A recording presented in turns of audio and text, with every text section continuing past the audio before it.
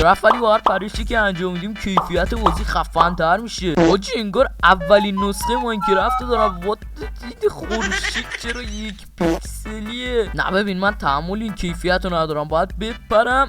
آها الان یکم همه چیز واضح تر شده. بریم یه چند تا چوب با کیفیت بکنیم. راستی هدفمون هم پیدا کردن یک عدد. آهای وای من چرا دوباره پریدم؟ الان ماینکرافتمون دیفالت یه دونه ویلیج پیدا کردیم. ای بابا دوباره پریدم، ولی اشکالی نداره، عوضش یه هیویلی با کیفیت خدا. ولی عجب شیدری آدم دلش میخواد این هیویله رو. به به چه آقا پسر خوشگلی، شما شمارتون رو نمیدید به ما؟ انگار که نمیده. بذار از اینجا بندازیمش بهش یکم بخندی.